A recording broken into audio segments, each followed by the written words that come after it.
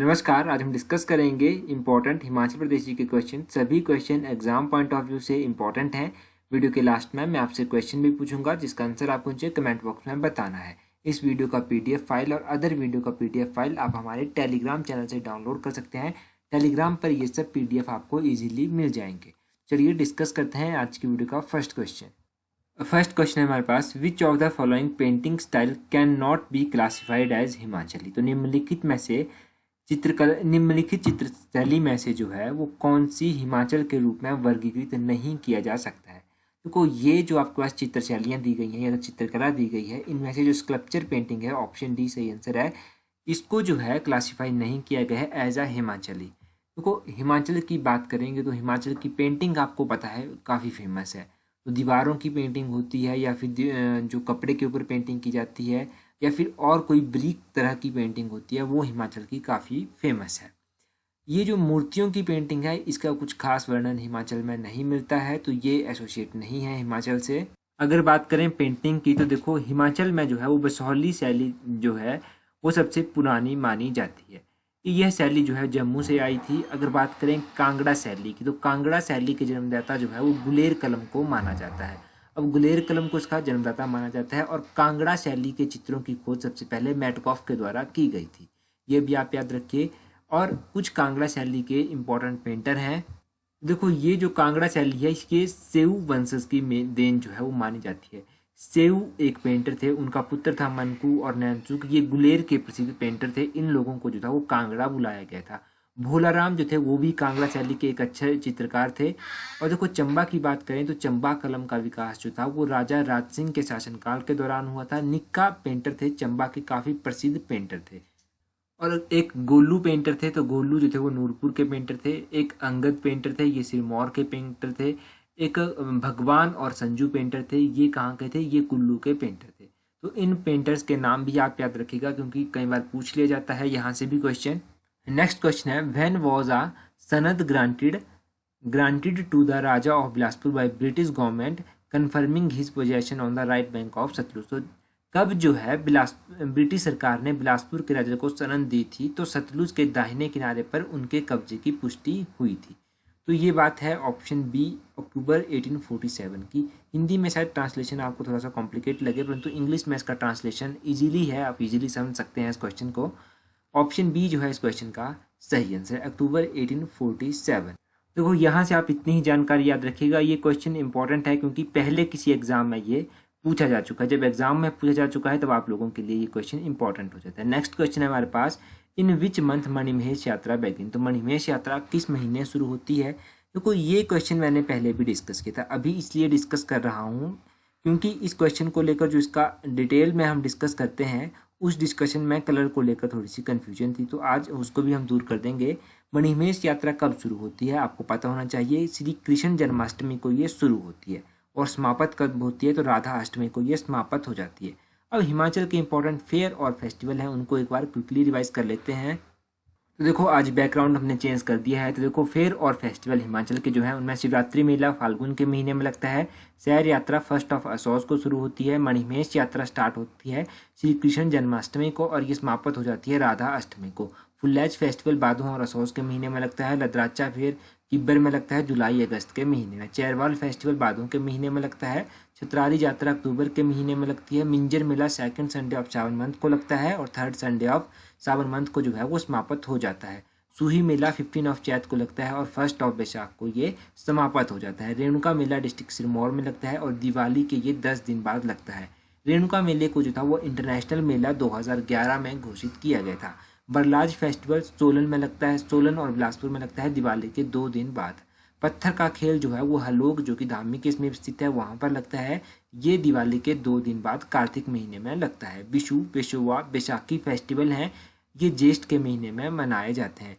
नौली festival है, नौली मेला है, ये मंडी में लगता है। काहिका मेला कुल्लू में लगता है। शोभी यात्रा जो है वो श्री नैना देवी से संबंध रखती है। घंटाल फेस्टिवल लाहौल में लगता है और ये जून के महीने में लगता है। थॉन फेस्टिवल जो है वो लाहौल में लगता है और ये अप्रैल के महीने में लगता है। तो ये फेयर और फेस्टिवल हम डिस्कस करते रहते हैं। अगर आप डेली वीडियोस देखते हैं आई होप कि आप लोगों को अब तक ये याद हो गए होंगे।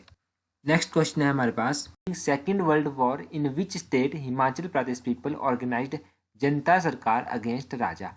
सेकेंड वर्ल्ड वॉर के दौरान जो था वो किस रियासत के लोगों के द्वारा जनता सरकार का गठन किया गया था वहाँ के राजा के विरुद्ध। देखिए, द्वितीय विश्व युद्ध के दौरान हिमाचल प्रदेश के राजा सिरमौर के राजा ने जो था, सिरमौर के राजा के विरुद्ध जो था वो जनता ने जनता विद्रोह का गठन किया था। तो याद रखिएगा, सिरमौर सही आंसर होगा इस क्वेश्चन का। अच्छा, अब बात हुई है सिरमौर रियासत की, तो सिरमौर रियासत से रिलेटेड जितने भी इंपॉर्टेंट क्वेश्चन बनते हैं उन सभी क्वेश्चंस को एक बार क्विकली रिवाइज करेंगे। डिस्ट्रिक्ट सिरमौर का टोटल एरिया है 2825 स्क्वायर किलोमीटर, जो कि पूरे हिमाचल का 5.07% कवर करता है। सिरमौर का गठन जिले के रूप में 15 अप्रैल 1948 को हुआ था। राजा रसालू ने सिरमौर की स्थापना की थी। सिरमौर की हिस्ट्री में जो है वो राजा सुबंस प्रकार को सिरमौर का संस्थापक माना जाता है, जिन्होंने 1195 में राजबंद को अपनी राजधानी बनाया था। महिमा लाइब्रेरी 1926 में राजा अमर प्रकाश के द्वारा बनवाई गई थी। उदित प्रकाश ने अपनी राजधानी राजबंद से कलसी को शिफ्ट की थी। सुमेर प्रकाश ने अपनी राजधानी रतेश को बनाया था और सूरज प्रकाश ने अपनी राजधानी कलसी को बनाया था। राजा बुद्धि प्रकाश ने राजपुरा को अपनी राजधानी बनाया था। राजा वीर प्रकाश ने जो था वो हाटकोटी को अपनी राजधानी बनाया था और हाटकोटी में इन्होंने राविनगढ़ का किला भी बनवाया था। जिस समय फिरोज शाह तुगलक ने 1379 में सिरमौर को अपनी शाखा बनाया था, उस समय सिरमौर के राजा राजा भगत प्रकाश, सिरमौर के राजा मंदाता प्रकाश जो थे वो शाहजहां के समकालीन थे। औरंगजेब के द्वारा जो था वो कलनखार और सराहनपुर के एरिया जो थे वो सिरमौर के राजा सुबंग प्रकाश को भेंट किए गए थे। सिरमौर के राजा मेदिनी प्रकाश जो थे वो गुरु गोविंद सिंह के समकालीन थे। Peach valley, Kyardun valley, Paonta valley Sirmaur में स्थित है और सिरमौर को शिमला सुपरिटेंडेंट से रिमूव करके दिल्ली कमिश्नर के अधीन किया गया था 1886 में। मोनेस्ट्री ऑफ पुरनेवाला सिरमौर में स्थित है। डांगरा डांस परफॉर्म किया जाता है सिरमौर के लोगों के द्वारा। लोहगढ़ किला, जातक किला सिरमौर में स्थित है। राजेंद्र प्रकाश लास्ट राजा थे सिरमौर। तो ये बेसिक्स आप सिरमौर रियासत के बारे में भी याद रखिए। क्वेश्चन नंबर 5 है, in which year Maharaja Ranjit Singh captured Datarpur. Maharaja Ranjit Singh ने दत्तारपुर रियासत को कब अपने अधीन कर लिया था। आपके पास 4 ऑप्शन दी गई हैं, तो क्वेश्चन नंबर 5 का जो सही आंसर है वो है ऑप्शन बी 1846। 1846 में जो था वो महाराजा रणजीत सिंह ने जो था वो दत्तारपुर को अपने अधीन कर लिया था। ये क्वेश्चन भी एग्जाम में पूछा जा चुका है। अच्छा, दत्तारपुर रियासत की बात हुई है, याद रखिए दत्तारपुर रियासत की स्थापना 1550 ईस्वी में की गई थी और किसके द्वारा की गई थी, तो राजा दत्तार चंद के द्वारा इसकी स्थापना की गई थी। अच्छा, गोविंद चंद जो थे उस समय दत्तारपुर के राजा थे जब 1806 ईस्वी में जब गोरखाओं ने संसार चंद के विरुद्ध विद्रोह किया था। और जब 1806 का विद्रोह ये हुआ, गोविंद चंद ने जो था गोरखाओं का साथ दिया था संसार चंद के विरुद्ध। याद रखिएगा, दत्तारपुर के राजा गोविंद चंद ने जो था वो अंग्रेजों का साथ दिया था संसार चंद के विरुद्ध। और दत्तारपुर के राजा जगत सिंह ने जो था 1848 में अंग्रेजों के विरुद्ध जो था वो विद्रोह किया था। याद रखिए, 1848 में दत्तारपुर के राजा थे राजा जगत सिंह और इन्होंने जो था वो अंग्रेजों के विरुद्ध विद्रोह कर दिया और इस विद्रोह के लिए इन्हें कैद हुई थी और उसी कैद में ये मारे भी गए थे। इतना बेसिक्स आप याद रखिए दत्तारपुर के बारे में। क्वेश्चन नंबर 6 है, धनखड़ लेक की जो सिचुएटेड है, धनखड़ झील कहाँ पर स्थित है। काफी इंपॉर्टेंट क्वेश्चन है ये भी। देखिए, बात की जाए धनखड़ लेक की, तो धनखड़ लेक जो है वो स्थित है अपने लाहौल स्पीति में। ऑप्शन डी जो है वो सही आंसर है, लाहौल स्पीति में स्थित है धनखड़ लेक। अच्छा, लाहौल स्पीति की बात हुई है तो लाहौल स्पीति की जितनी भी लेक्स हैं उन सभी लेक्स के नाम आपको पता होना चाहिए, क्योंकि लेक्स के नाम एग्जाम में पूछे जाते हैं। लाहौल स्पीति की एक है Dhankar lake, Chandratal lake, Surajtal lake, Deepaktal lake, Neelkanth lake, Yunamso lake और एक है सिसु लेक। ये लेक्स जो है ये कहाँ पर स्थित है, लाहौल स्पीति में स्थित है। तो इन लेक्स के नाम आप याद कर लीजिए। एक बार मैं फिर से रिवाइज कर देता हूँ, चंद्रताल, सूरजताल, दीपकताल, नीलकंठ, धनखड़, यूनामसो और सिसु लेक। ये सभी लेक्स जो है ये स्थित है लाहौल स्पीति में। क्वेश्चन नंबर 7 है, प्रीडर to snow leopard the state animal of Himachal Pradesh is. Snow leopard से पहले हिमाचल प्रदेश का स्टेट एनिमल कौन सा था। आपको 4 ऑप्शन दी गई हैं, तो इस क्वेश्चन का ऑप्शन बी जो है वो सही आंसर है। मस्क डियर जो था वो हिमाचल प्रदेश का स्नो लेपर्ड से पहले स्टेट एनिमल था। अच्छा, स्टेट एनिमल की बात हुई है तो प्रेजेंटली हिमाचल प्रदेश का स्टेट एनिमल है स्नो लेपर्ड। अब स्नो लेपर्ड के बारे में आपको पता होना चाहिए। देखिए, स्नो लेपर्ड जो है वो हिमाचल प्रदेश का स्टेट एनिमल है और इसके साथ आप याद रखिए कि पाकिस्तान का ये नेशनल हेरिटेज एनिमल भी है। अगर पूछा जाए कि पाकिस्तान का नेशनल हेरिटेज एनिमल क्या है, तो स्नो लेपर्ड पाकिस्तान का नेशनल हेरिटेज एनिमल है। और देखिए, ये जो है वो 12 कंट्रीज में पाया जाता है। वो 12 कंट्रीज कौन कौन सी हैं, वो है Afghanistan, Bhutan, China, India, Kazakhstan, Mongolia, Kyrgyzstan, Nepal, Pakistan, Russia, Tajikistan and Uzbekistan. और अगर चाइना की हम बात करें तो चाइना जो है वो 60% स्नो लेपर्ड जो है वो चाइना में ही पाए जाते हैं। तो ये आप याद रखिए स्नो लेपर्ड के बारे में। देखिए स्नो लेपर्ड से रिलेटेड ये काफ़ी इंपॉर्टेंट इन्फॉर्मेशन है। 12 कंट्रीज़ में ये पाया जाता है और चाइना में जो है वो 60% स्नो लेपर्ड जो है वो पाए जाते हैं इन 12 कंट्रीज़ में से।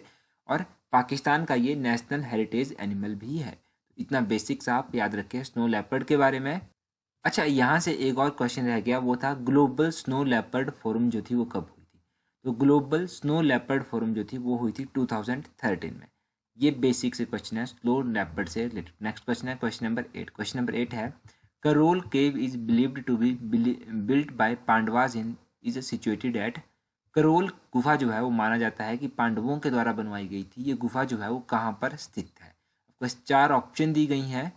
तो करोल गुफा जो है वो सोलन में स्थित है। ऑप्शन सी जो है इसका सही आंसर, बिल्कुल सही आंसर है। डिस्ट्रिक्ट सोलन में पड़ती है करोल गुफा। अगर करोल टिब्बा पूछा जाए कि करोल टिब्बा कहाँ पर है, तो करोल टिब्बा भी जो है वो डिस्ट्रिक्ट सोलन में ही पड़ता है। तो ये बेसिक्स आप करोल टिब्बा के बारे में याद रखिए। डिस्ट्रिक्ट सोलन की बात हुई है, डिस्ट्रिक्ट सोलन के बारे में भी कुछ बेसिक से क्वेश्चन बनते हैं। एक तो हो गया मोहन हेरिटेज पार्क, ये कहाँ पर है, ये डिस्ट्रिक्ट सोलन में स्थित है। और एशिया का सबसे ऊंचा टेम्पल जो है शिव टेम्पल कहाँ पर है, तो एशिया का सबसे ऊंचा शिव टेम्पल जो है वो है जतोली, डिस्ट्रिक्ट सोलन में पड़ता है। जतोली टेम्पल जो है वो एशिया का सबसे ऊंचा टेम्पल माना जाता है। डिस्ट्रिक्ट सोलन में स्थित है नौनी यूनिवर्सिटी, जिसे डॉक्टर YS परमार यूनिवर्सिटी भी कहते हैं। इस यूनिवर्सिटी की स्थापना जो थी वो 1985 में हुई थी। डिस्ट्रिक्ट सोलन में स्थित है लॉरेंस स्कूल, ये डिस्ट्रिक्ट सोलन के कसौली के सनावर में स्थित है। इस स्कूल की स्थापना 1847 में हुई थी। और देखिए डिस्ट्रिक्ट सोलन में जो है केंद्रीय अनुसंधान संस्थान भी स्थित है, जहां पर पागल कुत्तों के काटने का इंजेक्शन जो है वो बनाया जाता है। तो इतना बेसिक्स आप याद रखिए डिस्ट्रिक्ट सोलन के बारे में। ये डिस्ट्रिक्ट सोलन के बेसिक से क्वेश्चन है। नेक्स्ट क्वेश्चन है क्वेश्चन नंबर 9। देखिए अब क्वेश्चन नंबर 9 हम डिस्कस करेंगे। क्वेश्चन नंबर 9 हम डिस्कस करेंगे हिस्ट्री से रिलेटेड, क्योंकि 2 क्वेश्चन हम हर एक जियोग्राफी के वीडियो में हिस्ट्री के भी डिस्कस करते हैं। क्वेश्चन नंबर 9 है देलट ठकुराइन वाज फाउंडेड बाय। देलट ठकुराइन की स्थापना किसने की। 4 ऑप्शन है। तो देखिए देलट ठकुराइन की स्थापना जो थी वो की गई थी राजा पृथ्वी सिंह के द्वारा। यहाँ पर राजा पृथ्वी सिंह होगा, काइंडली करेक्ट कर लें। ऑप्शन डी जो है वो सही आंसर है। देखिए पृथ्वी सिंह ने देलट ठकुराइन की स्थापना की थी। अब इस ठकुराइन के बारे में आपको पता होना चाहिए। देखिए पृथ्वी सिंह ने इसकी स्थापना की थी और 1815 ईस्वी में इस रियासत को बुशहर की जागीर बना दिया गया था। और देलट ठकुराइन जो है वो 15 अप्रैल 1948 को बुशहर में मिल गई थी। और प्रेजेंटली अगर हम बात करें तो ये रामपुर तहसील में पड़ती है देलट ठकुराइन। तो ये बेसिक्स आपको देलट ठकुराइन के बारे में भी पता होना चाहिए। क्वेश्चन नंबर 10 है भागल ठकुराइन वाज फाउंडेड बाय। भागल ठकुराइन की स्थापना किसके द्वारा की गई थी। देखिए भागल एक इंपॉर्टेंट ठकुराइन है और इस ठकुराइन के बारे में मैं आपको कई बार बता भी चुका हूँ। देखिए भागल ठकुराइन जो है इसकी स्थापना राजा अजय देव ने की थी। ऑप्शन सी जो है वो बिल्कुल सही आंसर है। भागल ठकुराइन की बात हुई है। देखिए भागल ठकुराइन की अगर राजधानी की बात की जाए तो इसकी राजधानी कहाँ पर थी। इसकी राजधानी अर्की में स्थित थी। 1643 में राजा राणा सभाचंद के द्वारा जो था वो अर्की की स्थापना की गई थी। और जिस समय गोरखाओं ने आक्रमण किया था तो उस समय भागल के जो राणा थे उनका नाम था राणा जगत सिंह। ये भागल के राणा थे। और देखिए भागल जो थी वो 1803 से लेकर 1815 तक जो थी वो गोरखाओं के नियंत्रण में रही थी। और अर्की को जो था वो गोरखाओं ने अपना हेडक्वार्टर भी बनाया था। और जिस समय 1857 का विद्रोह हुआ था उस समय भागल के जो राणा थे उनका नाम था राणा किशन सिंह। और राणा किशन सिंह ने 1857 के विद्रोह में अंग्रेजों की सहायता की थी और इसके लिए अंग्रेजों ने इन्हें 1860 ईस्वी में राजा का खिताब भी जो था वो दिया था। इतना बेसिक्स आप भागल रियासत के बारे में भी याद रखिए। भागल ठकुराइन एक काफ़ी इंपॉर्टेंट ठकुराइन है जिसके बारे में कई बार एग्जाम में पूछा जा चुका है। आपके लिए आज का इंपॉर्टेंट क्वेश्चन है फाइंड मिसमैच। इनमें से आपको जो सही दिया गलत दिया गया है वो फाइंड करना है। देखिए 4 ऑप्शंस आपके पास दी गई हैं। कुमारवाह लेक जो है वो मंडी में है, महाकाली लेक चंबा में है, द्योरी लेक कुल्लू में है और सुखसार लेक शिमला में है। जो भी आपको लगता है कि एग्जैक्टली मैच नहीं किया गया है उसको आप कमेंट करके बताइए। मिसमैच जो है उसको आप कमेंट करके बताइए। और इसके अलावा आप हमें फेसबुक और इंस्टाग्राम पर भी फॉलो कर सकते हैं। फेसबुक और इंस्टाग्राम का लिंक आपको नीचे डिस्क्रिप्शन बॉक्स में भी मिल जाएगा। फेसबुक और इंस्टाग्राम पर फॉलो करना ना भूलें। So that's all for today. Thank you for watching the video.